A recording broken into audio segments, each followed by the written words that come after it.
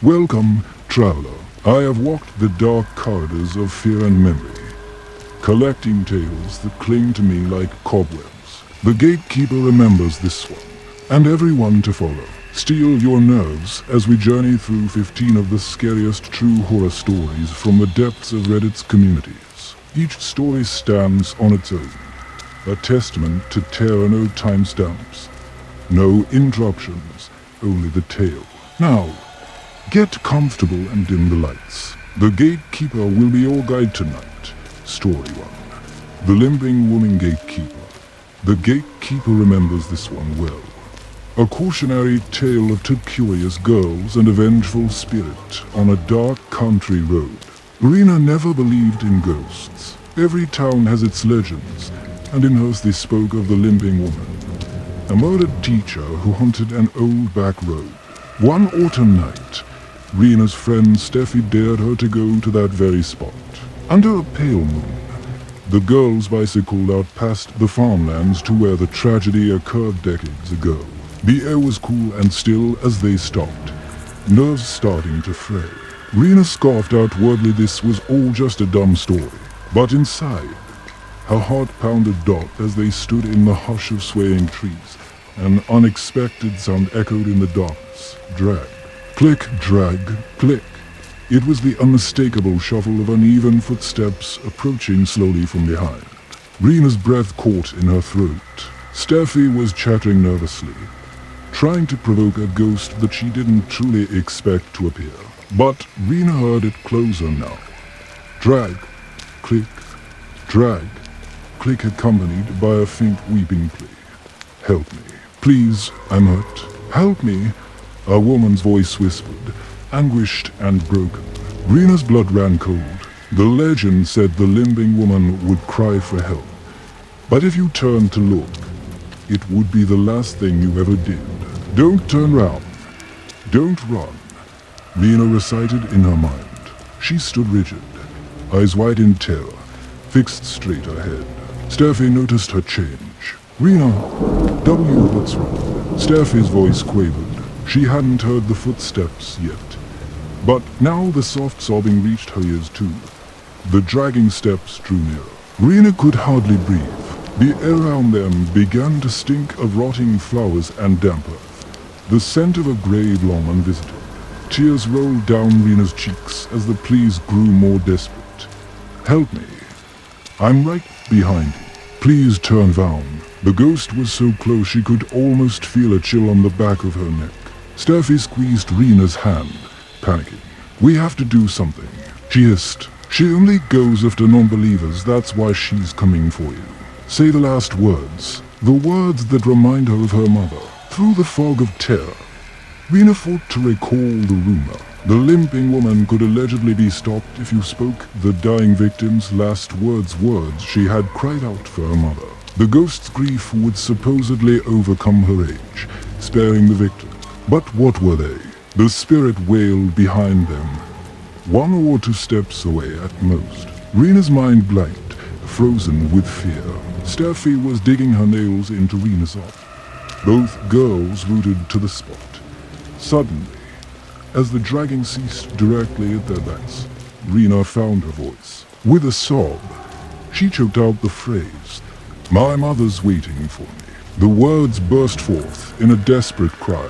For one breathless moment, the night was silent. Then an ear-splitting shriek ripped through the air, so loud and raw that both girls clapped hands over their ears. It was a howl of pain, loss, and fury.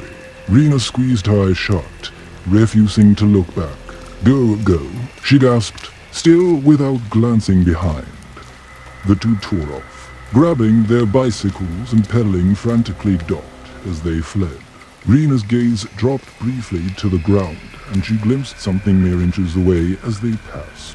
The hem of her dress and 2 feet in torn stockings, one shoe missing its heel. A wail of despair echoed behind them, but the girls did not slow down. They raced all the way back to town, not daring to stop until they were safely on Rena's front lawn. Only then did Rena finally dare to look over her shoulder. There was nothing in pursuit, just an empty road under the moonlight. They collapsed on the grass, shaking. Steffi hadn't seen the figure, but she believed Rena now. In halting breaths, Rena described the smell, the sound, the moment she knew the legend was real. She would never forget the way that Ghost's final scream pierced the night. The limping woman hadn't caught them, not this time. Rena had been spared by a dead woman's own last words, a plea for her mother that transcended death. Ever since that night, Rena believes. She knows, somewhere down that lonely country lane, the limping woman still wanders, dragging her broken ankle, searching for the justice and the peace that never came. Story 2. The Smiling Man Gatekeeper. The Gatekeeper recalls a midnight encounter on empty city streets. A dancing silhouette and the grin too wide to be human. 5 years ago, a young man was living downtown in a major city. He loved taking long walks alone at night. The city streets were usually peaceful and safe, and insomnia often drew him outside past midnight. For 4 years he strolled after dark without any reason to be afraid. But one fateful Wednesday, round 2 a.m., that changed. He had wandered farther from his apartment than usual, near a quiet park that was empty at this late hour. The night was calm until he noticed someone ahead on the sidewalk, under the dim orange glow of a street lamp. A tall, thin man was dancing. The stranger's movements wild and mesmerizing, a sort of slow waltz step. Almost elegant, except every few moves he'd take a strangely long stride forward, covering ground in an unnerving way. At first, the young man smiled to himself, assuming this stranger was drunk or high and being goofy. He crossed to the other side of the street to give the dancer plenty of space. As the distance between them closed, he got a better look. The man's clothing was outdated, a dusty old suit. He was indeed very tall and lanky, and then the young man saw the stranger's face. He wished he hadn't. The man's head was tilted back slightly, eyes wide and staring up at the sky. And that smile, it stretched impossibly ear to ear. A grotesque joker-like grin as if painted on. No human should smile that broadly. A ripple of unease passed through the young man. He hurried his pace to get past. Suddenly, the dancing stopped. The tall man halted mid-step. The young man glanced across the street and froze. The stranger had one foot on the road. Body twisted toward him. Though his eyes were rolled upward, somehow the smiling man was facing him directly, as if aware of him despite looking at the sky. His grin, if possible, seemed even wider now. An icy wave of dread washed over the young man. He forced himself to move, breaking into a brisk walk to leave the area. He kept his eyes on the stranger as best he could while moving away. The man stood stock still, a dark silhouette with a cartoonish smile, watching without watching. After putting about half a block between them, the young man finally tore his gaze away to check the path ahead, heart-handed. The sidewalk in front of him was empty. Relieved, he risked another glance over his shoulder. The man was gone. He exhaled, a bit shakily. Maybe the odd stranger had slipped away down an alley or into a building.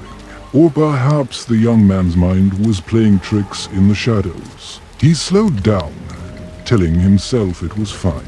But just as his racing heart began to steady, he saw movement in his peripheral vision. Asterisk, asterisk there, on the opposite sidewalk.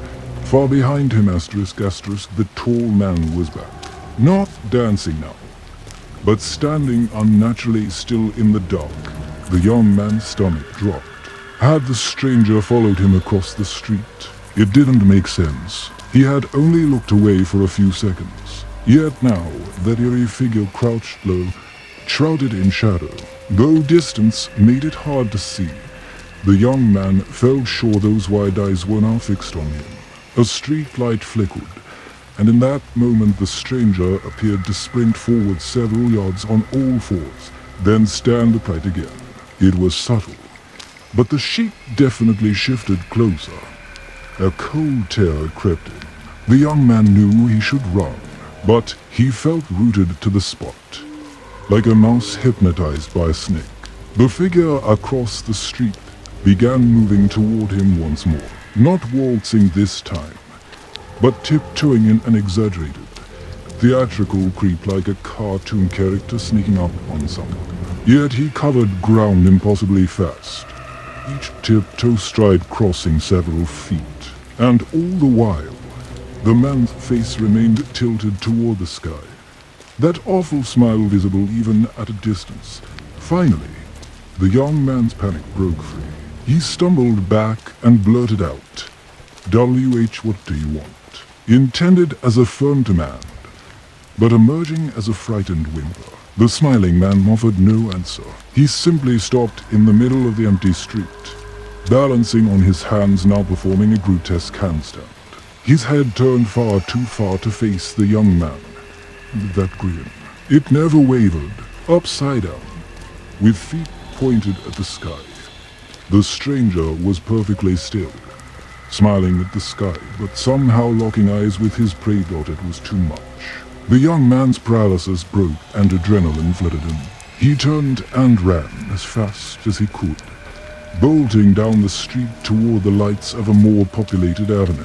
Behind him, he heard a scuttling scrape of limbs on pavement and a disturbing giggling sound that echoed off the buildings. He dared not look back.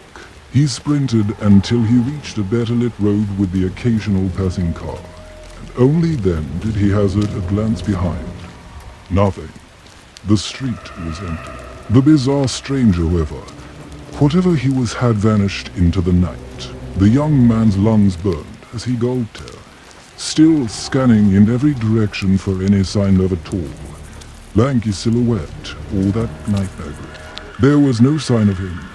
He hurried home, constantly checking over his shoulder, heart pounding the whole way.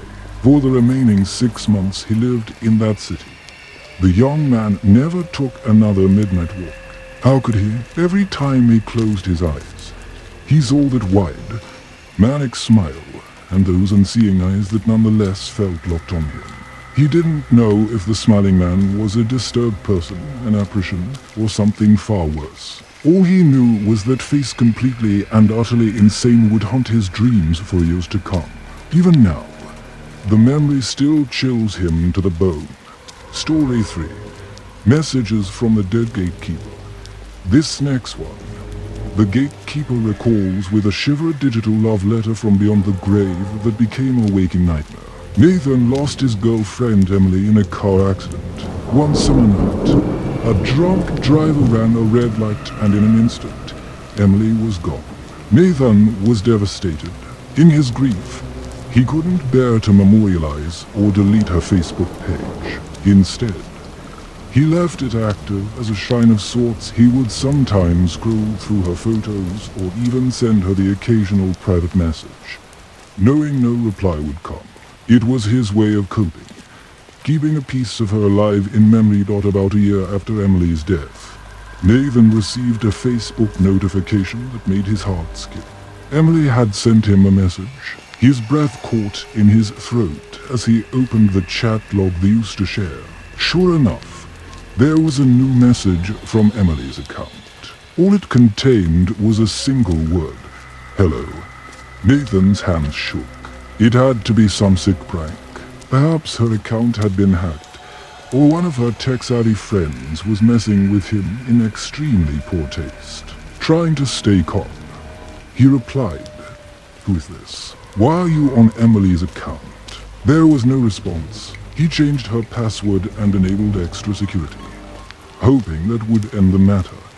But weeks later, another message came. This time it was simply the word freezing repeated several times. Freezing, freezing, freezing. Nathan's chest tightened. Freezing, one of the last texts Emily had sent him on the night of her accident, was about how cold she was waiting for him to pick her up. With trembling fingers, Nathan checked the login history on her account. No unknown devices. It was as if the messages truly were coming from nowhere, or from Emily herself. Over the next few months, things escalated. Emily's profile began tagging herself in photos on Nathan's account, told pictures of Nathan where she would appear in the background, exactly where she used to stand, smiling. But when he clicked the tag, no one was there. Sometimes in the dead of night, Nathan's phone would buzz with a notification only to show that Emily mentioned him in a status or posted a single heart emoji before it disappeared moments later. It was as if a ghost was moving through the machine, trying to reach out. Nathan confided in Emily's mother and a few close friends, asking if anyone was logging in or if it could be a glitch. Everyone denied involvement, and no one else had a login credentials. Her mother barely even used computers. As the one-year anniversary of her death passed, the messages grew more unsettling. Emily's account would send fragments of old conversations, things she had said to Nathan long ago, as if recalling memories. "Miss you so much." One read, exactly a line from an early chat when she was away on a trip. Another time it just said his name, Nathan, and nothing else. Late one night, Nathan was awakened by his laptop shimmy. Half asleep, he saw the message pop up on screen from Emily. It was a photo attachment. Heart hammering, he clicked it. The image that filled his screen was the view of his own living room, taken from just behind his couch. He could see himself in the photo, sitting at his desk exactly where he was right now, staring at the laptop. It was as if someone or something was standing a few feet behind him, snapping a picture at that very moment. Accompanying the photo, a message, freezing. Nathan's blood turned ice. That photo was taken right now, inside his house. He felt the hairs on his neck rise, imagining a presence just behind him. Slowly, quaking with terror, Nathan swiveled round in his chair. Nothing but darkness. The living room was empty, save for the faint glow of his laptop screen. No intruder, no ghostly figure. Yet he had undeniable proof that he was not alone. The photo showing his exact posture from mere seconds ago. He grabbed his phone and ran into the garage, slamming the door behind him, heart pounding out of his chest. He dialed a friend and sputtered out what happened. Within minutes, he decided he couldn't stay in that house another second. Nathan got into his car and fled, spending the rest of the night at a friend's place, too disturbed to close his eyes. The next morning, he cautiously returned home with his friend and searched every inch of the place. Nobody was there, and nothing was disturbed. But Nathan knew what he saw. He eventually memorialized Emily's Facebook page, locking it so no further activity should have been possible. After that final chilling incident, the messages stopped. Yet Nathan can never shake the feeling that Emily was truly trying to reach him from somewhere cold and lost, trapped between worlds. To this day, he's unsure what was worse, the grief of losing the love of his life, or the creeping dread that she might have come back, calling to him through flickering pixels and late-night whispers. Sometimes, in the dead silence of midnight, he still half expects to hear the Facebook Messenger ping, and dreads that he will. Story 4, Brother Charlie Gatekeeper. Now the Gatekeeper will tell you of a seemingly innocent child, a troubled brother, and the secret that turned a family's love into fear. When I was little, I hated it when my brother Charlie had to go away. Charlie was 2 years younger than me and, according to my parents, very sick. They said I was lucky my brain worked right, the way chemicals are supposed to flow like undammed rivers. Charlie's didn't, they told me, because of his disorder. He did bad things. That's why he often had to stay at special hospitals for a while. But I missed him when he was gone. Without Charlie, I would get so bored at first. My parents gave Charlie lots of chances to live at home. They loved him and wanted him to get better. But each time he returned, something terrible would happen. I remember the neighborhood cats going missing, then being found with their eyes gouged out, hidden in our toy chest. Another time, Dad's razors vanished from the bathroom. Days later, they were discovered on the playground slide down the street smeared with a little blood. Mom even got really sick once because someone replaced her daily vitamins with poisonous dishwasher tablets. Each incident would start quietly or giggles in the dark, strange little messes, and then escalate to something truly horrifying. And every time, without fail, the evidence eventually pointed to Charlie. He was a charming kid when he wanted to be, able to fake being normal so well that he fooled the doctors into thinking he was improving. But we knew the truth at home. Charlie was troubled, dangerous. Even the older I got, the more I understood why Charlie had to leave so often.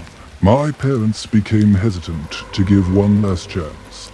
Each home visit ended shorter than the one before. I'd wake up to Mom crying, or Dad angrily whispering on the phone to Charlie's therapists. Then the white-coated men would come, and Charlie would be taken back to that dark room in the psychiatric facility. I would stand in the doorway as they let him out. He always looked back at me with the strangest little smile. It made me shiver, but I wasn't sure why. I hated when Charlie went away. The house felt quiet and tense without him. But I knew what Dad would say if I complained. That Charlie's boredom in isolation was far worse than mine at home. If Charlie doesn't stay in the hospital, we can't keep you safe. Mom reminded me, her eyes sad and tired. They cautioned that Charlie could pretend to be better charming.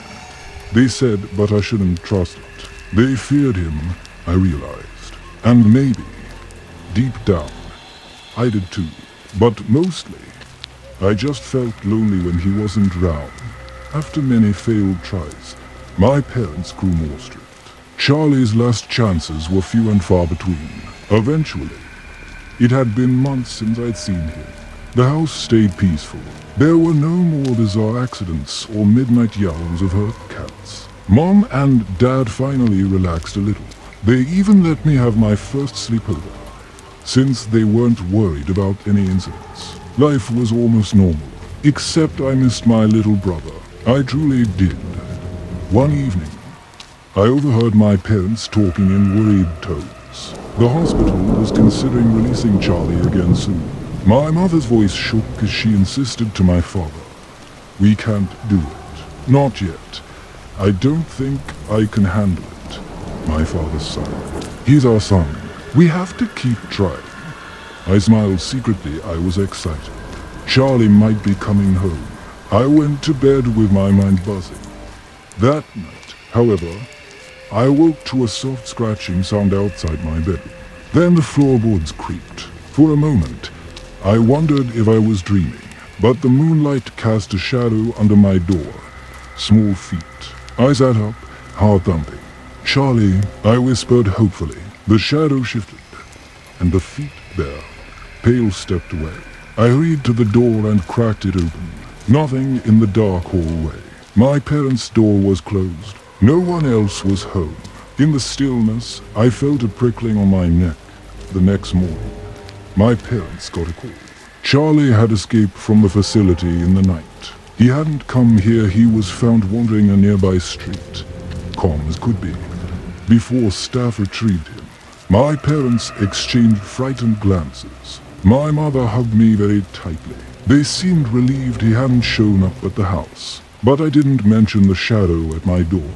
I wasn't sure why, but I kept that to myself, like a secret between siblings.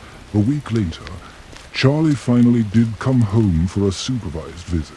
He behaved perfectly polite, sweet, quiet. I was so happy to have him back, even for a day. We played board games under Dad's watchful eye.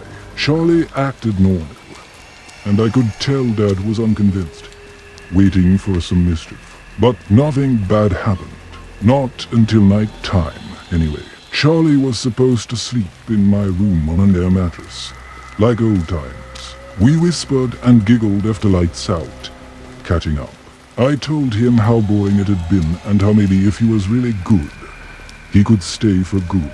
Charlie just smiled that small smile.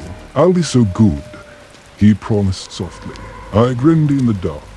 Sometime past midnight, I woke up to find Charlie standing over my bed. In the faint glow from the window, I saw something shiny in his hand. One of Dad's straight razors, stolen again.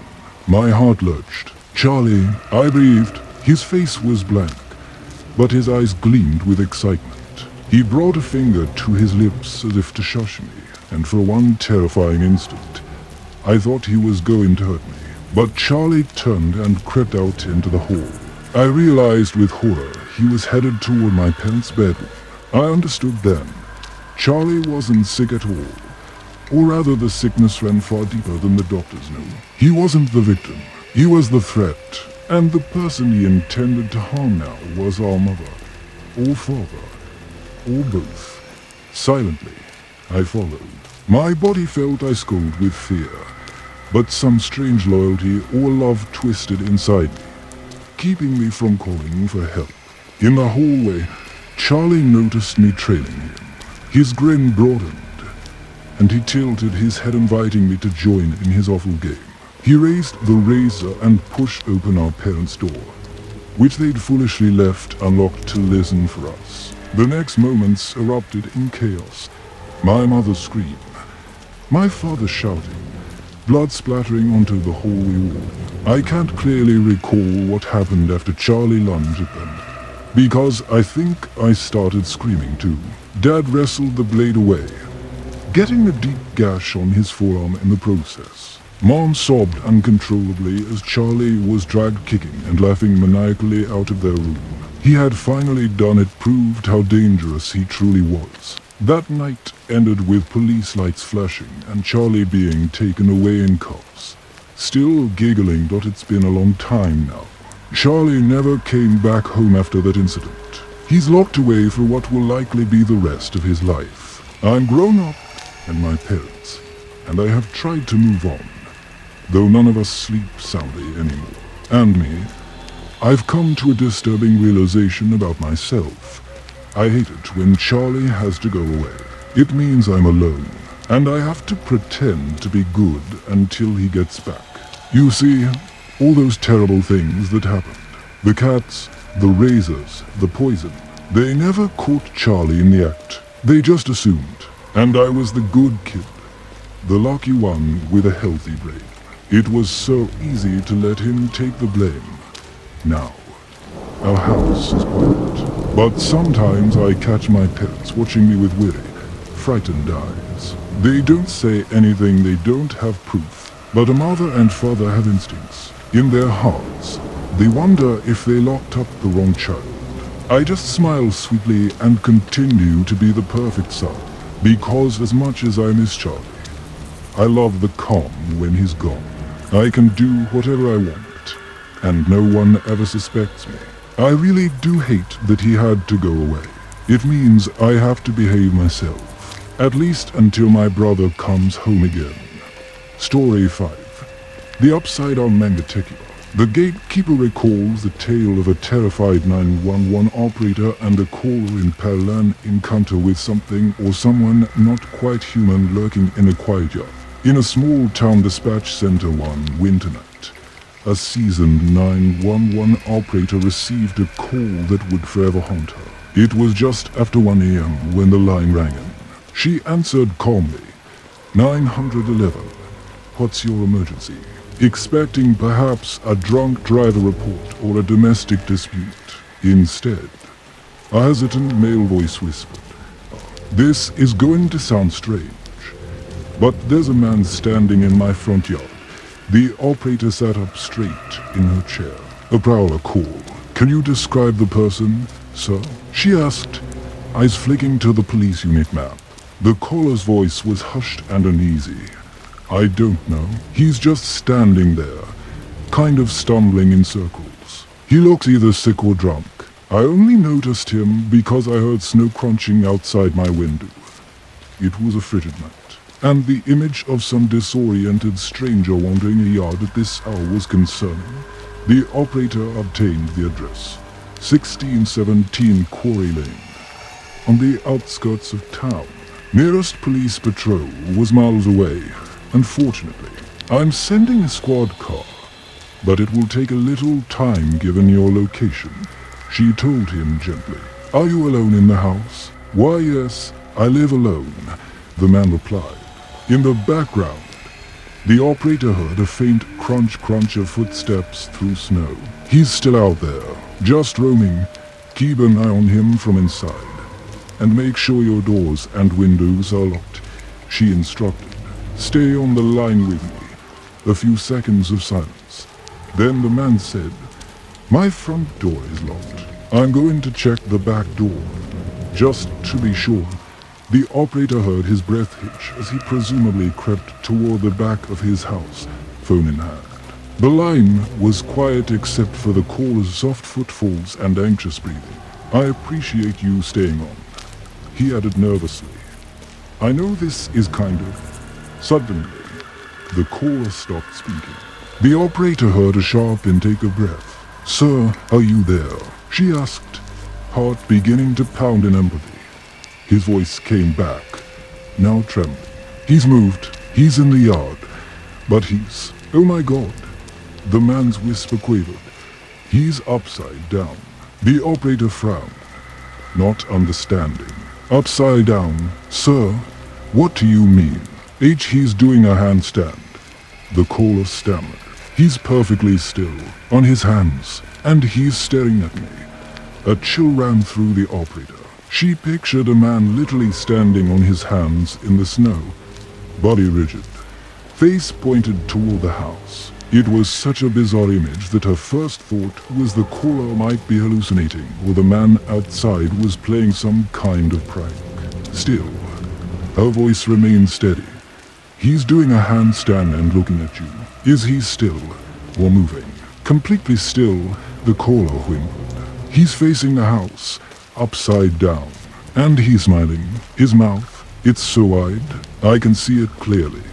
The operator's skin prickled.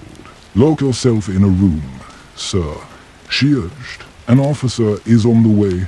She could hear the sheer terror in the man's breathing. He was quietly sobbing now. His teeth are huge, and his eyes, they have no color. Oh God, please hurry, he begged. The operator was already dispatching updates. Priority call possible mentally ill individual. Behaving erratically. Sir, listen to me, she said firmly, trying to anchor him. Go to a safe room now and lock the door. Don't hang up. The police will be there very soon. There was a rustling, likely the caller retreating further into his house. Okay, he whispered. I'm going to my bedroom. She heard a door shut. I'm in my room. I locked it. Good, she replied. She kept her voice calm, though her heart was hammering. You're doing great. Can you still see him? There was a pause. I left the window to go to my room, the caller said. But wait a second. A muffled thump sounded through the phone. He's on the move. I hear crunching outside my window now. The man let out a whine of fear. I think he's coming to the house. Oh no. Then something happened that made the 911 operator's blood turn twice. Over the phone, she distinctly heard a faint tapping sound, followed by a muffled voice like someone speaking from the other side of the wall. The caller inhaled sharply. He's right outside my bedroom window, he whispered. I can see his face pressed against the glass. Suddenly, a new voice crackled over the line deep, distorted, right next to the phone's microphone. You are not alone in there, it rasped, followed by a burst of harsh, statusy laughter. The caller screamed. The operator heard a loud crash, perhaps the window shattering, and the line went dead with a strangled yell. Sir, she shouted into her headset, panic breaking her professional demeanor. There was no answer, only silence. The call had disconnected. Police arrived at 1617 Quarry Lane 14 minutes later. They found the front door wide open, snow blowing in. The house was empty. In the bedroom, the window was indeed shattered, glass all over the floor. Of the caller, there was no trace, no blood, no body. Only a set of handprints on the window glass, smeared from the outside in. as if someone or something had hung upside down from the roof and pressed its palms to the pane. The prints were unusually large and left a strange, greasy residue. The man was never found. To this day, the 911 operator cannot forget his final terrified gasp or that inhuman voice that interjected on the call. Some nights, she awakens in a cold sweat, convinced she heard a faint tapping on her own window, and a whisper through the glass. You're not alone. She's never looked out to check. She knows better. Whatever the upside-down man was, she prays she never finds out. Story 6. Return to Sender Gatekeeper. The Gatekeeper remembers this morbid tale of an annoying neighbor, a mysterious package, and a horrifying discovery in the garage. My neighbor was one of those wannabe internet celebrities, the kind who'd do any stupid stunt if it might get him views. Over the years I'd seen him set his hand on fire, swallow spoonfuls of cinnamon, even lie down on the hood of his car while it rolled down the driveway. Every week, some new idiotic challenge for his channel. I tried to ignore the shenanigans, but I always worried one day his antics would spill over and harm someone else, namely. So when he announced he'd be traveling for a few weeks and asked if I'd pick up his mail, I was relieved. A few weeks of peace. Finally, the first couple of days were uneventful, just junk mail and bills. But on the third evening, I got home from work and noticed a large cardboard box sitting on my neighbor's front porch. Painted across it in big red letters were the words, "Return to Sender." The box was huge and looked heavy. With my neighbor gone, it was my responsibility to secure his deliveries. So I sighed, walked over, and tried to lift it. It was far heavier than it should have been. I'm not a small guy, but I struggled to drag it across the lawn to my house. What on earth had he ordered, or attempted to mail? The whole way, I had a weird sense of dread I couldn't explain. My garage was the closest place to stash it, so I muscled the box inside and left it in a corner. It was late, and I decided whatever it was could wait until my neighbor returned. Days passed, and I actually forgot about the package as it sat in the dark garage. Then, a few nights later, I smelled it. An awful odor began seeping into my house through the door to the garage's sickly sweet stench of rot, like a dead animal. I realized with dread the smell was coming from that box. Something inside had gone bad, imagining spoiled food or maybe some prank gone wrong. I stilled myself and went to investigate. The odor was overpowering now, making my eyes water. I grabbed a box cutter and gloves, holding my breath as I slit the tape seal in the top flaps. "This is ridiculous," I muttered, gagging. What did this idiot do? I peeled open the cardboard and staggered back as a wave of putrefying stench hit me full in the face. It was the smell of death urine, sweat, and decay all mixed. I coughed hard, nearly vomiting on the spot. Covering my nose, I forced myself to peer inside. In the dim light of the garage, I saw what looked like a heap of meat, grayish and swollen. For a split second, I told myself it must be some kind of butcher's delivery gone rancid. But then my eyes adjusted, and I recognized a face in that heap. My neighbor's face. He was contorted and crammed into the box, dead as could be. His body was intact, but wedged in an unnatural fetal position to fit. The skin was marbled with lividity, bloated from days of decomposition. I stumbled backward, screaming. Within the hour, the place was teeming with police and the flashing red-blue of squad car lights. They questioned me for hours. It was impossible not to suspect the guy who literally had a corpse in his garage. But eventually the evidence cleared me. On my neighbor's own handheld vlogging camera, which was found inside the box with him, the truth was revealed. The officers, out of morbid pity or perhaps disbelief, showed me a snippet of the video they recovered. In it, my neighbor cheerfully announces his biggest stunt yet, He planned to mail himself across state lines as a challenge, with the help of a friend, the one holding the camera. He sealed himself in that very box along with a pillow, some water bottles, a flashlight, and a small drill to poke air holes if needed. He was giddy, laughing about how many views this would get. The footage was segmented but horrifying. At one point he records himself whispering that he thinks he's in the back of a truck. In another clip, he looks sweaty and uncomfortable, complaining it's getting hard to breathe. The last video entry is the most chilling. The box apparently fell or was dropped. The camera angle jostled. There's a loud thud, and then a crack. My neighbor's joking tone turns to panicked cries of pain. He gasps that he's hurt, that he can't move his neck. He tries banging on the inside of the box, but no one comes. In the final minutes of footage, he grows quiet, only soft whimpers and the labored, wet sound of his breathing in the darkness. Eventually, that fades to nothing. The police surmised that during transit the box had been marked returned to sender and routed back to his home. Sometime during that trip, the fall broke his neck. He likely suffocated soon after, sealed in his own stunt gone wrong to me. I was left with the nightmares and the lingering question that chills me to this day.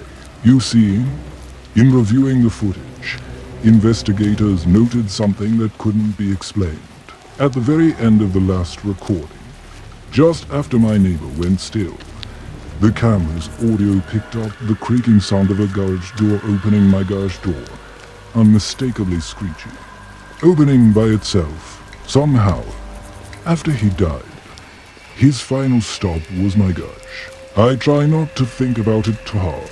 The official theory is that his friend panicked and delivered the box to my house to avoid involvement.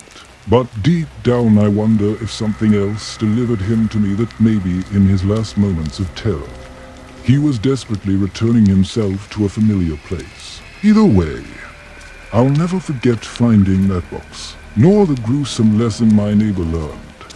Some boundaries should not be pushed, and some packages should never be opened. Story 7. The Keyhole Gatekeeper. A classic ghostly legend comes to life. The gatekeeper recalls the traveler, the forbidden door, and the eye that watched from the keyhole. A young businessman checked into a small historic hotel. Exhausted from travel, the elderly woman at the front desk gave him an old-fashioned key for room 105. As she handed it over, her tone turned gravely serious. One more thing, she said, the room at the end of the hall. Number 106, it's locked and not in use. Do not try to enter it, and do not look through the keyhole under any circumstance. The businessman was startled by her intensity, nodded politely. He had no interest in poking round forbidden rooms. All he wanted was a hot shower and sleep. Passing room 106 on the way to his quarters, he couldn't help but notice it. The door was an old wooden one with peeling paint, an antique brass knob. Indeed, a traditional keyhole beneath. Why even mention it, he wondered, but brushed off the curiosity. That night, he slept fitfully. At around 2 a.m. he awoke to the sound of something in the hall, perhaps a soft sob. He listened intently. The sound faded, probably another guest or a dream, he figured. Eventually, he drifted back to sleep. The next day, returning from work meetings, he strolled down the corridor toward his room. Passing number 106, he recalled the desk lady's warning. Now in the daylight, it seemed even more absurd. What harm in a little peek? There was no one round, heart thumping with guilty curiosity. He bent down and put his eye to the keyhole of room 106. He expected to see darkness, maybe an empty, dusty room. Instead, he saw red, just an indistinct wash of deep red color, as if something was obscuring the other side. Perhaps a curtain or cloth hung over the keyhole from inside. He squinted, puzzled. There was a slight movement to the red, maybe the ripple of fabric. The businessman frowned and, feeling a bit silly, gently tried the door handle. It was firmly locked. Hearing footsteps of an approaching housekeeper, he quickly straightened and hurried to his own room, face flushed. Nothing to see, he assured himself. That night, he awoke again, this time to a clear sound of weeping. It was faint but unmistakable, a woman sobbing somewhere nearby. The hair on his arm stood up. It seemed to come from down the hall, from room 106, remembering the creepy keyhole view from earlier. His stomach twisted. He told himself it could be water pipes or the wind playing tricks. But then, between the soft cries, he thought he heard a whisper, "Please, help," summoning courage, and telling himself he was just being concerned for a possibly distressed guest. The man crept out of bed. He tiptoed into the hall. The carpeted floor muffled his steps as he approached the door of number 106. The sobbing had stopped. The silence was thick, heart pounding. He knelt once more and pressed his eye to the keyhole. This time, he could actually see into the room. What he saw made him inhale sharply. The room beyond was dimly lit by moonlight through a window. It appeared completely empty, no furniture. No people, just peeling wallpaper and an old wooden floor. But something was odd. The entire room was washed in a deep red hue, as though all color had been soaked out except shades of crimson. The light had a strange tint to it. Confused, he blinked, keeping his gaze fixed. The room itself was vacant. Yet he felt an overwhelming sense of being watched. Suddenly, a shade moved across the far wall fast, fleeting. The businessman jerked back from the keyhole, heart in his throat. That shape had been an eye, he realized with horror. A huge, bloodshot eye passing right in front of the keyhole from inside. As if someone had known he was spying and pressed their own eye up to meet his heart hammered. Wildly, he stumbled back just as a soft thud hit the door from the other side, accompanied by the faintest of whispers through the keyhole. "Gotcha." Terrified, the man fled back to his room, locked the door and spent the rest of the night with the lights on, jumping at every small noise. By morning, he had resolved to leave that hotel immediately. On his way out, he couldn't resist confronting the front desk lady, pale and shaking. He confessed he had looked through the keyhole despite her warning, and he described the red room and the eerie eye. The woman's face grew soft. "I might as well tell you the truth now," she sighed. Room 106 is haunted. Decades ago, a woman was murdered in there. She was a performer with striking features, including bright red eyes. Ever since, some guests report seeing a red-eyed apparition weeping in that room. The desk clerk's gaze bore into the man. "That's why I warn folks not to look. She doesn't take kindly to being watched." The businessman left in a hurry, his blood running cold to this day. He cannot get the image out of his mind, that inexplicable red view through the keyhole, and the chilling realization that what he saw wasn't fabric or an empty red room at all. He was looking directly into the eye of the ghost, and worse, it was looking back. Story 8. The Hidden Room Gatekeeper. The gatekeeper remembers how a family's new home harbored an uncanny secret, a hidden room, and the restless spirits left behind. When my mother was a child, her parents bought a rambling old farmhouse on the outskirts of town. It was big enough for their family of 10, with creaky floors and drafty windows, but plenty of charm. On move-in day, my grandfather made a strange discovery upstairs, a section of wall that sounded hollow. Suspicious, he tapped round and realized there was space behind it. A fake wall had been erected, concealing an entire small room. Curious and wanting to maximize space for their large family, Grandpa carefully tore down part of the false wall. What they found on the other side made everyone's skin crawl. children's, clothes and toys, left scattered as if someone had fled in a hurry. Dusty teddy bears, tiny shoes, a doll with one eye, all abandoned. It was as though the previous owners had sealed these items away. Wanting to forget, my grandparents felt uneasy, but they cleared up the hidden room to convert it into usable space. They donated the old toys and boxed up the clothes. With the wall opened, the house had an extra little bedroom, which they decided to use for storage at first. From the moment that secret room was exposed, strange things began happening. At first, it was subtle. My mom, who was around 8 then, would be doing homework in her own bedroom when she'd hear the faint sound of wallpaper slowly tearing, as if someone were dragging their fingers along the walls in the hidden room next door. Other times at night, the family would hear soft, deliberate footsteps climbing the stairs, but when they checked, no one was there. The upstairs always felt drafty and unusually cold, no matter the season. One by one, each of my mom's siblings who stayed in the adjacent rooms had unsettling experiences. My aunt, who had hung some pictures on her wall, woke up repeatedly to find those framed photos removed and laid neatly on her chest as she slept. My uncle often heard faint giggles followed by a hush, like children playing hide and seek in the shadows, every time someone would turn on the hall light to check.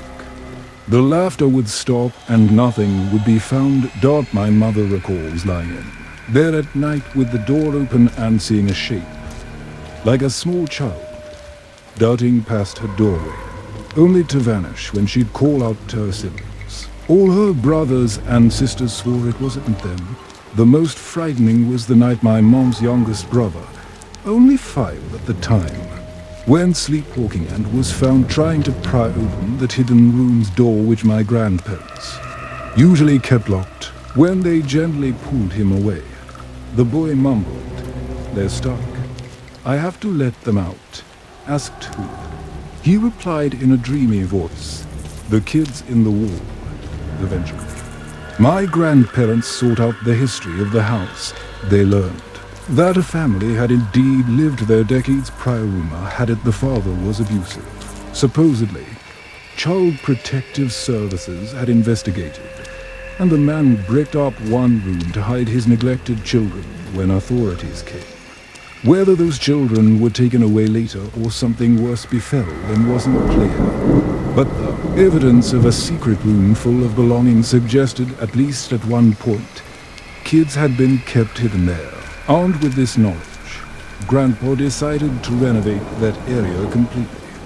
Hoping to dispel whatever lingering energy was causing these events, they repaired the walls, painted fresh bright colors, and eventually turned the hidden space into a proper spare bedroom. For a while, the activity quieted down, but even years later, family members would occasionally see a door that was left open swing shut on its own, as if an unseen child still ran down the hall.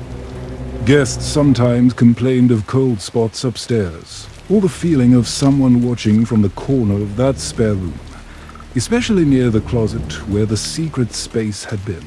My mother, now grown, still refuses to go up to that floor alone. When she visits Grandma in that house, she says the vibe never completely went away. She recalls vivid nightmares of being a little girl up in that hidden room, wallpaper peeling round her while she cried for someone on the other side to hear. In those dreams, she wasn't herself, she was one of the trapped children, and in the dream, no matter how loudly she screamed, the walls remained sealed and silent. Though my grandparents still live there, they keep that former hidden room empty nowadays, using it only for storage once again. My grandmother will sometimes quietly leave a toy or piece of candy by the old closet door for the little ones, she says with a sad smile. Perhaps it's superstition, or perhaps she, too, feels the presence of those who were left behind. In that hidden room, still circling the halls, looking for a way out or someone to acknowledge them. The house remains cold and creaky, but the family coexists with its ghosts in an uneasy peace, never forgetting the secret behind the wall and the children who never truly left. Story 9. Invisible Hands Gatekeeper. The Gatekeeper now recalls a night beneath the stars that turned terrifying our desert campsite. A calm silence. And unseen hands that reached from the dark. A few years ago, the group of friends seasoned. Outdoorsmen went camping on remote public land in the Utah desert. They were wilderness guides by profession, so nights in the wild under open skies were second nature to them. This night, however, felt different. The air was utterly still. Not even a breeze stirred the sagebrush. An uncanny quiet blanketed the desert. No crickets, no distant coyotes, just an expectant hush. Weird vibe tonight, one of them murmured as they sat round the dwindling campfire. The others nodded in agreement still. They laughed it off, and eventually each slipped into a sleeping bag under the stars. The fire dying to embers as the friends drifted towards sleep. The silence deepened. The darkness out beyond their campsite was thick and impenetrable. One friend, let's call him Mike, stared up at the vast sky, and usually on edge for reasons he couldn't name. Just as he finally closed his eyes, it happened. Without warning, something grabbed Mike's wrists, both wrists, simultaneously, and yanked his arms straight up into the air. The force was strong and sudden. Like two powerful fists clenched round his forearms, jerking him upright. Mike let out a yell of shock. In that same instant, he heard twin gasps and cries from the two bodies lying nearest him. When he twisted his head, he saw them in the faint glow of the last embers. They, too, were being pulled upward by unseen grips on their wrists. One friend, in sheer panic, thrashed and managed to yank his arms down, scrambling to stand up. The invisible hold released him. Mike felt the grip on his own arms vanish at that moment, and he rolled over, heart hammering. All three men were now awake, on their feet, breathing hard. The fourth friend, who had been sleeping a few yards away, bolted upright, alarmed by the commotion. "What's wrong?" he whispered urgently. Mike's voice came out in a stammer. "S something. Grabbed us." Incredulous, the fourth man scanned around with a flashlight, revealing only emptiness. No animals, no people, nothing but their parked truck and the sandstone boulders beyond. The desert looked unchanged, serene and empty. There were no tracks in the dirt round their sleeping bags. No sign that anyone had crept into camp for a prank. One friend's heart pounded so violently he thought he might faint. It lifted my arms straight up. He kept saying, voice quavering. The other friend who'd experienced it was dead quiet, eyes wide and shining with fear as he rubbed his wrists. They all gathered closer, backs to each other, brandishing their camping knives and the one rifle they had brought usually for snakes. Nothing stirred around them. The night was silent as ever. They shone flashlights into every crevice, circled the camp's perimeter, and even called out a shaky hello. Anyone out there? Into the void, no response. The desert offered no answers. Eventually, they huddled together by the rekindled campfire until dawn, too afraid to try sleeping again. When morning's first light finally crept over the red rocks, they inspected the area thoroughly. Still no footprints or animal sign, but on each of the three men's wrists, faint bruise-like marks began to appear bold, oval imprints as if left by large, powerful hands. The friends broke camp as soon as there was enough light to navigate, leaving that eerie patch of desert behind with tires kicking up dust. To this day, none of them can explain what happened.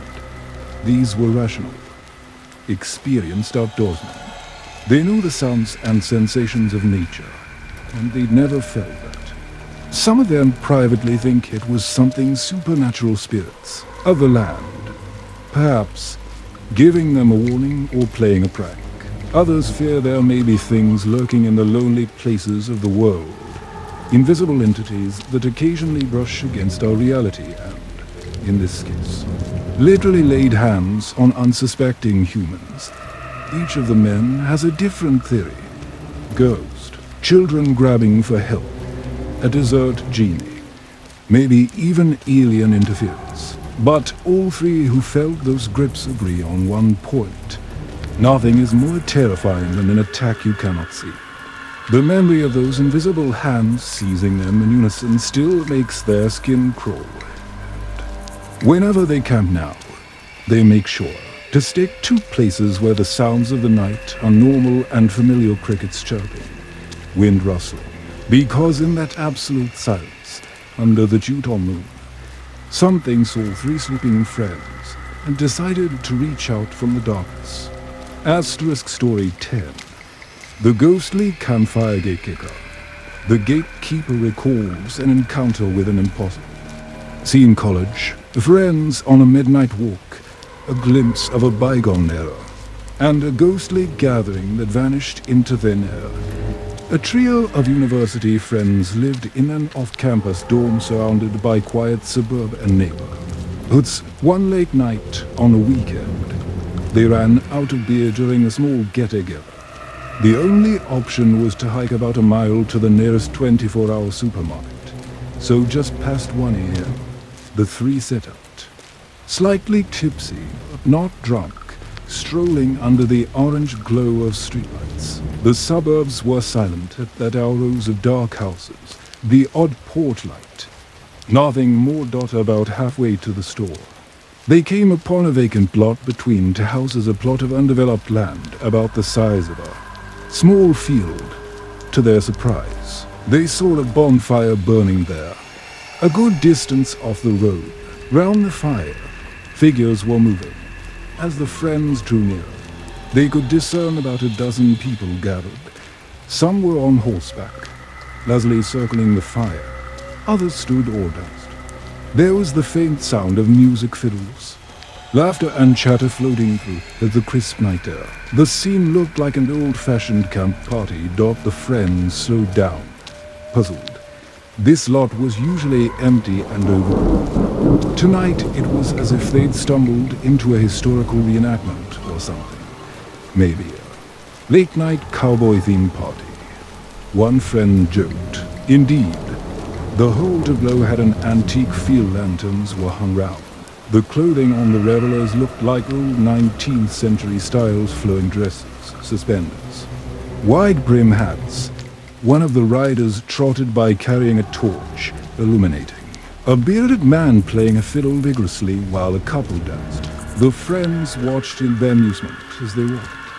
None of the revelers acknowledged them. In fact, despite drawing closer, the friends felt strangely unseen.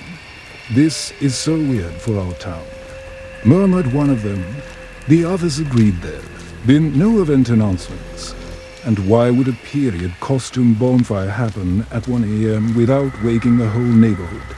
Still, the scene looked real and lively. They could smell wood smoke on the wind. After passing the field, the friends glanced at each other. "Did we actually see that?" one asked. The other two laughed uneasily and nodded. They kept going. Got to the supermarket, bought their beer, and headed back the same way, curiosity ablaze, as they approached that vacant lot again. Expecting the fire's glow and sounds of merriment, they were instead met with darkness and silence. Confused, they double-checked their route. Yes, here was the same stretch of road, the familiar houses on either side, but where the field lay, there was no bonfire at all, no people, no horses, no lanterns, just an empty expanse of weeds dimly lit by moonlight. Not even charred ground or footprints. The friends stood at the edge of the lot, bewildered. One ventured a few steps in, lighting his phone's flashlight to scan for any evidence of burnt log. Beer cans, anything. Nothing. Just undisturbed grass and an old oak tree. It was as though the gathering had never existed, and truly, in that moment, there was absolutely no field there anymore. The trio was now looking at a solid row of houses. The vacant lot they thought they'd passed was actually to properties with fenced backyards. By daylight, they later confirmed, there was no open field at all on that road, just backyards and homes. So how had they all seen one? They hurried home, not quite ready to articulate what they suspected. It was only after some nervous beer that one friend said it aloud. We might have seen ghosts or something. Perhaps a residual event from a bygone era, imprinted on that spot. The old country road that existed before the suburbs, come briefly to life with phantom revelers from long ago. The riders in old-time garb, the lantern-lit celebration it all had an early 1900s vibe. Maybe even earlier. What sent chills down their spines was the lingering feeling of wrongness, as they realized the field itself was part of the apparition. They had walked right by a lively encampment that wasn't physically there, as if time had folded on itself for a few minutes, showing them a flicker of what once was. The friends later learned that in the late 1800s the area was farmland, and that harvest festivals or traveling shows occasionally passed through town. Had they witnessed one of those gatherings replaying itself, the experience left them shaken yet. Fascinated, none of them were particularly superstitious before, but now they all agree they saw something truly unexplainable.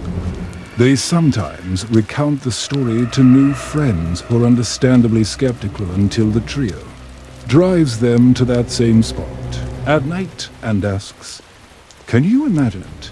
A big campfire right here, horses and people dancing. Because we swear to you, we saw it." The ghostly campfire remains their shared secret of that otherwise mundane college year proof that even on a modern suburban street, the past can reach out in the most extraordinary way, then vanish without a trace. Story 11. The voice in the fireplace gave a card. The Gatekeeper tells of a young mother's eerie experience in a former boys' home, a boarded-up fireplace, a midnight voice, and a restless child who never left.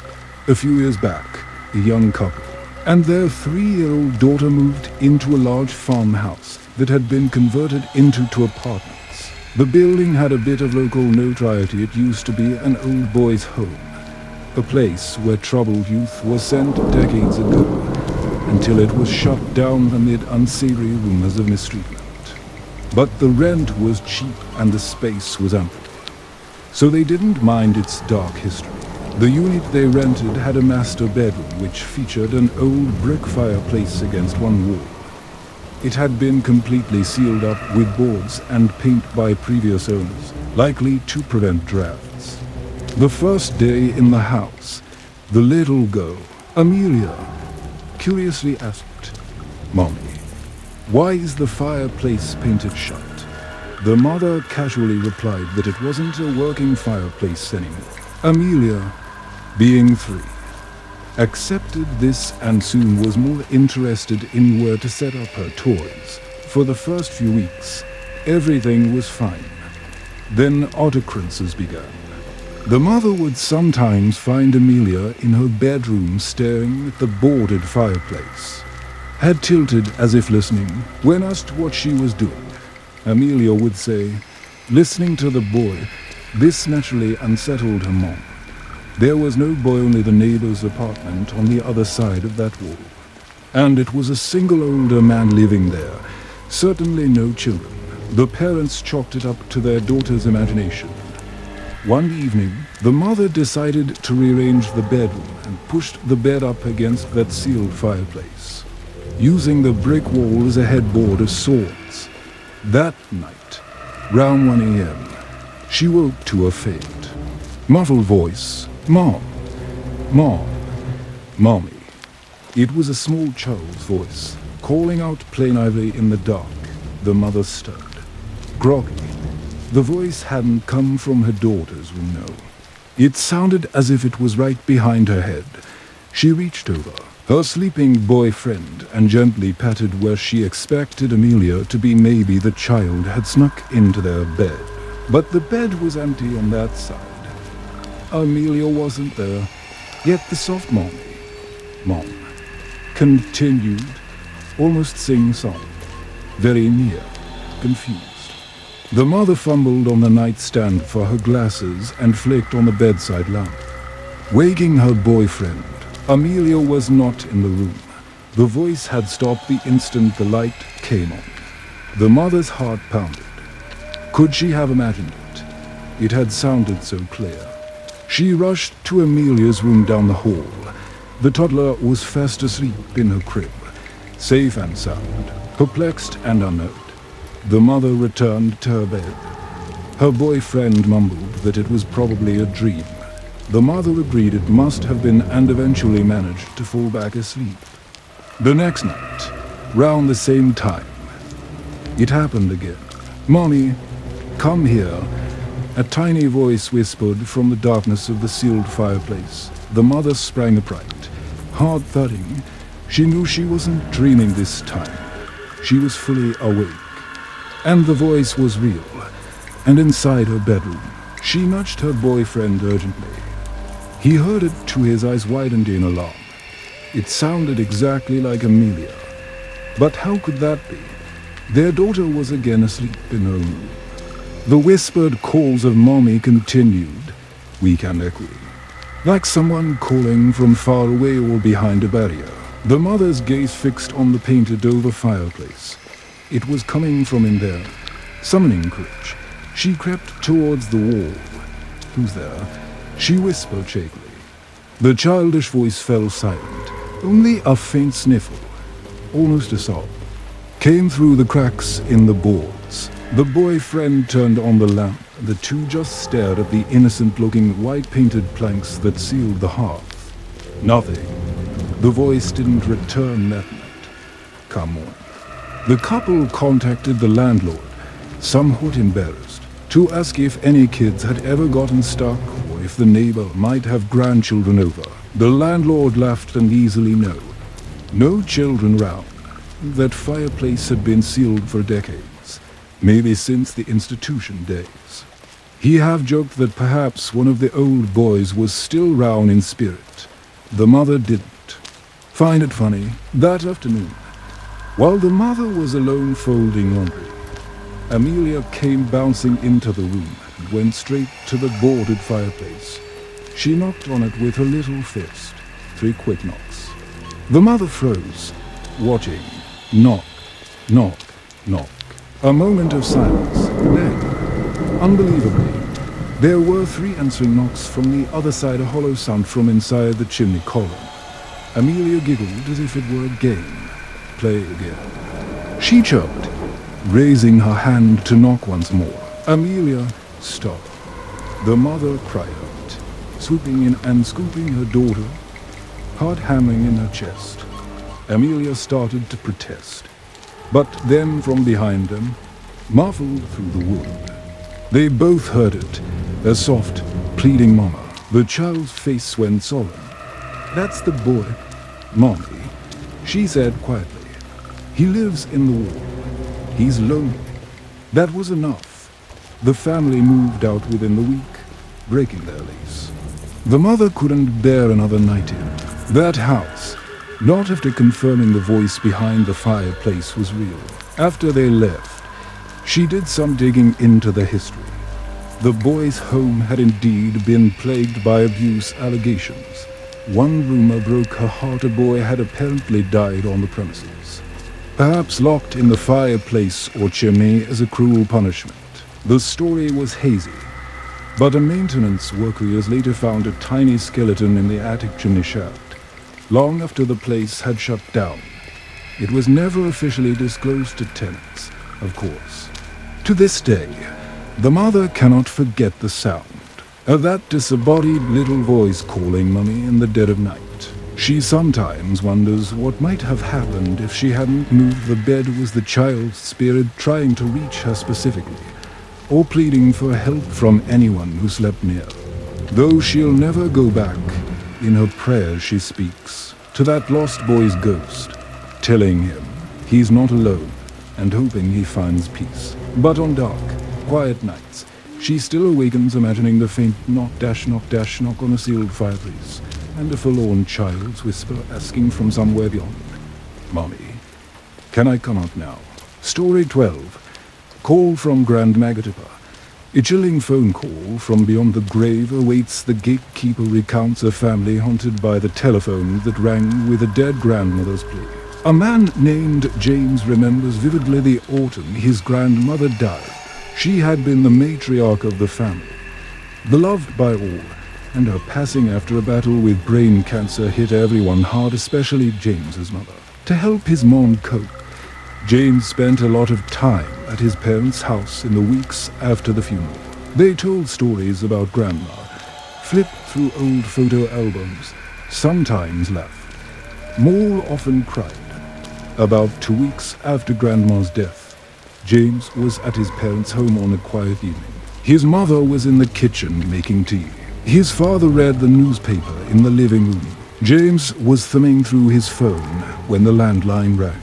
His parents still kept a traditional telephone on the wall. It was 9:30 p.m. A bit odd for a call that late. His mom, holding the tea kettle, glanced at the caller ID display and frowned. It showed no number, not even unknown caller. Just a blank screen, as if the call was coming from nowhere. They normally would let such calls go, but something compelled his mom to answer this time. "Hello," James heard his mother say. Then he watched all color drain from her face. She said nothing further into the phone, just listened with a furrowed brow and widening eyes. After a few seconds she whispered, "Mom." James's stomach flipped. Mom. Was she talking to Grandma? That made no sense. Suddenly, James's mother burst into tears and dropped the phone. It clattered against the counter. James and his father rushed to her side as she slumped into a chair, sobbing. The kettle spilled hot water, but she paid no notice. James's dad picked up the receiver from the counter and pressed it to his ear. He listened, then spoke gruffly. "Who is this? This isn't funny." He waited, then looked at the hands at dead air. Whoever or whatever had been on the line was gone. He hung up. Flustered, it took a long time to calm James's mother down. When she finally collected herself, her voice quaked as she explained. She had heard her mother, James's grandma, speaking to her on the phone. The voice was faint and crackling, as if from far away or a bad radio transmission, but distinctly Grandma's tone. And she wasn't just saying hello. According to James's mother, Grandma was begging for help. "I'm trapped," she had said. "They won't let me leave. Please come get me. I'm scared." She repeated this, weeping and panicked, until the line went silent. James's father was skeptical, chalking it up to grief and maybe someone's cruel prank or a hallucination. But his mom was certain of what she heard. She looked utterly traumatized. That night she barely slept, insisting on keeping a light on and clutching Grandma's old rosary in bed. James himself felt unsettled and helpless. Had his grandmother truly reached out from somewhere, trapped and pleading? The thought made his skin crawl. Over the next year, the incident became a hush family secret. James's mom rarely spoke of it, except one admission to James months later. It happened 2 more times that year, each time late at night. The same blank caller ID, the same gut-wrenching pleas from her deceased mother on the other end. "They won't let me leave. Please, I'm so cold. Come get me." The call stopped after that. But James's mother could not shake the dread they instilled. She eventually sought counseling from her pastor, who suggested praying for Grandma's spirit and lighting a candle for her each anniversary of her death. Perhaps the calls were a manifestation of unresolved guilt or sorrow. He said, Or if truly supernatural, then maybe those prayers would guide Grandma to peace. Every year since, on Grandma's birthday, James's mom lights a candle by the phone and speaks into the air. Mom, you're free. Go into the light. We love you. The phone hasn't rung mysteriously again.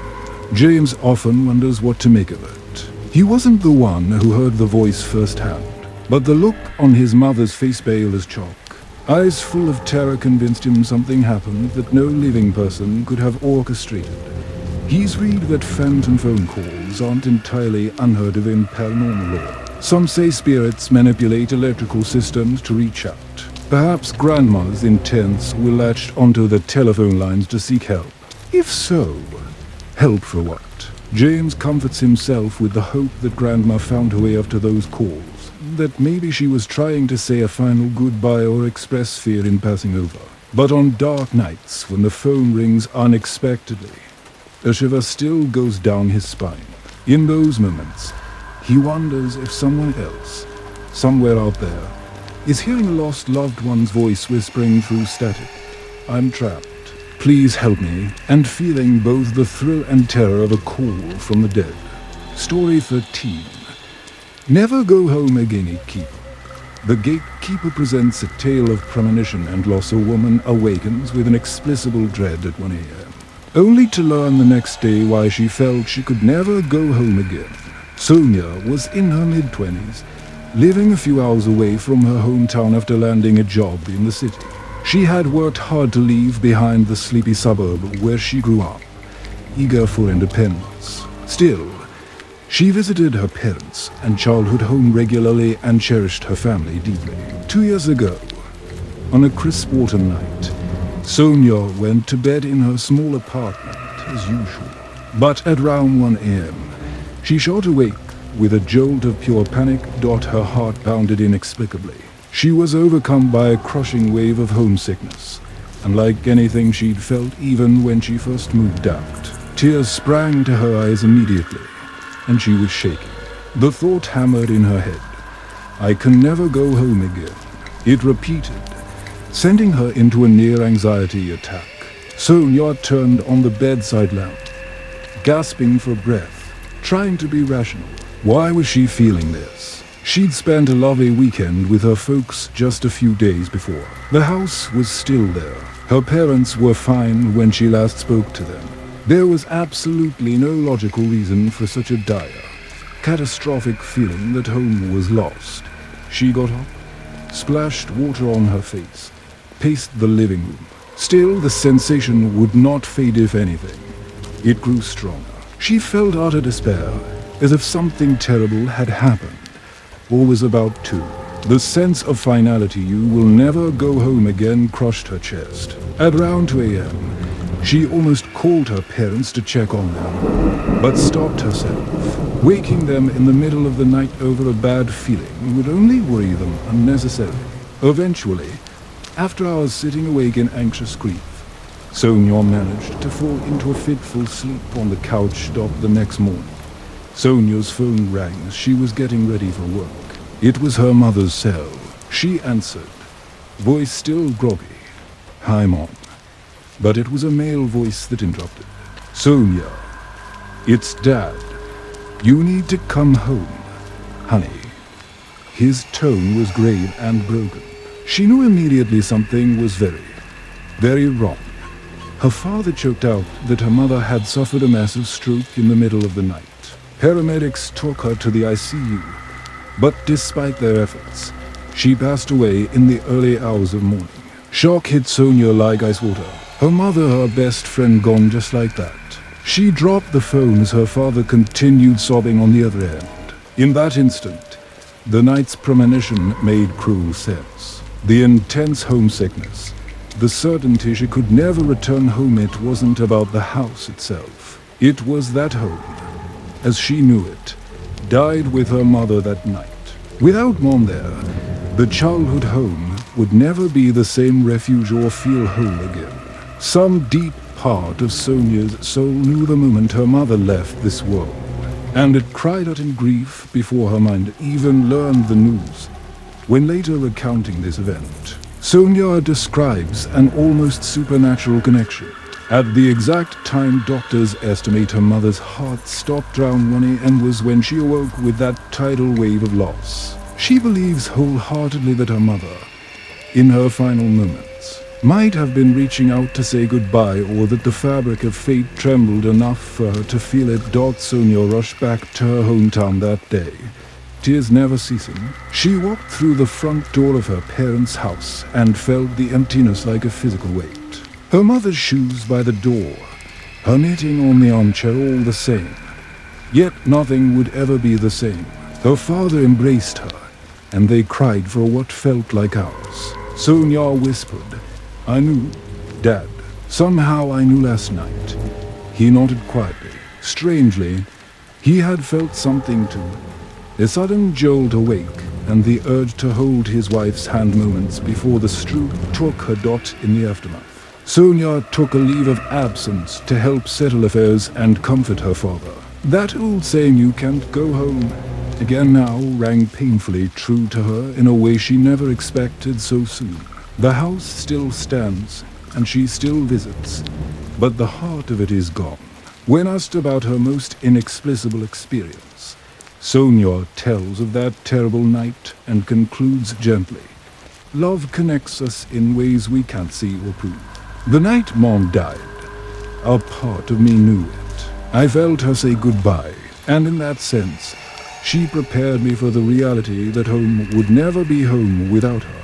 To others, it remains a chilling example of intuition or a spiritual bond bridging life and death. For Sonia, it's deeply sad yet strangely comforting evidence that her mother's love was so powerful. It refused to vanish without one last embrace, even if only in a dream. Story 14. Phantoms of the Camp Gatekeeper. The Gatekeeper recounts haunting from hallowed ground a concentration camp visit. An innocent child and spectral figures in striped pajamas who linger in the fields. A British family visited Germany a few years back to see the sister, who was married to an army officer stationed there. Knowing her brother was a history buff, the sister suggested a day trip to Bergen-Belsen, the site of the infamous Nazi concentration camp. Though somber, the family agreed it was important to remember history. They brought along their little boy, who was only 3, figuring he was too young to grasp the gravity, but also too young to leave behind.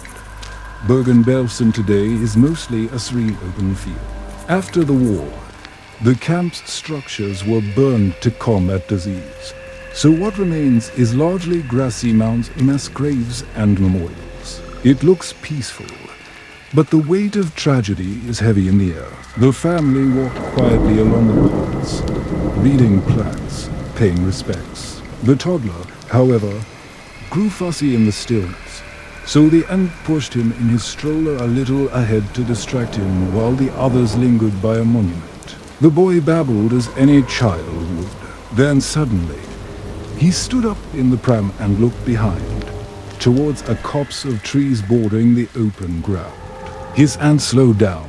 The boy was smiling and his eyes tracked as if watching something moving behind them. She assumed he saw an animal, perhaps a deer or some kids playing in the distance. But there was no one there. The site was nearly empty that afternoon. "What do you see, love?" the aunt asked. The boy pointed in his clumsy toddler way and said, "The kids, over there." The aunt's blood ran cold for a moment. "What kids?" she murmured, following his gaze. "Nothing. Just an empty field of dried autumn grasses stirring slightly." She crouched next to him. "Honey, where do you see kids?" He matter-of-factly answered, "Right there, in their pajamas." They're sad. A lump formed in the aunt's throat. She scanned again, seeing no one, but her nephew was quite insistent. By then, the rest of the family had caught up. The aunt quietly, shakily relayed what the boy said. The boy, hearing his own words repeated, began to whine, perhaps sensing the adult's unease. His father gently asked, "There are kids. Buddy, what are they doing?" The boy replied, "They're standing by that tree. They look sick. Why they wear pajamas outside? The family exchanged chills. They all knew what the prisoners wore in camps, striped uniforms often likened to pajamas. And Bergen-Belsen held tens of thousands of children among its victims. The father, trying to keep calm, simply said, "We can't see them. But if you do, maybe say hi or wave." The toddler waved shyly toward the trees and, after a moment, said with concern, "They don't wave back. They want their money." At that, the boy started to cry a little, overwhelmed by a sadness he didn't understand. The group decided to make their way out, hearts heavy and spirits rattled. Later, at home, they gently probed the child again, but he had already moved on, seemingly forgetting the kids, and old and back in England, hearing the story later, scolded them fiercely. Taking a child so young to a place of death was unwise. She said, because children can see the dead who linger. It's a belief in many cultures that the very young and animals are sensitive to spirits before the rational mind dismisses such things. To this day, the family believes the little boy truly glimpsed the restless ghosts of children who perished at Bergen-Belsen, spirits still wandering the site in confusion or longing. They wonder what exactly he saw. Transparent figures in striped rags, pale faces behind tree trunks. The boy's description was limited by his small vocabulary. He called them kids in pajamas, sad and sick and looking for their mothers. That alone was enough to give the adults nightmares for weeks. The boy is older now and doesn't remember the incident, but his father and aunt will never forget it. When they recall that day, they get goosebumps thinking of those innocents who suffered, perhaps still stuck at the place of their torment, visible to a child's eyes. The family now makes it a point to light candles and donate to causes for children in war. They feel it's a small way to honor those kids in pajamas their toddler sons saw, the ones who never got to go home with their moms. And if nothing else, it was a stark reminder that some scars on the land and on the spirit remain long after the world believes such horrors are over.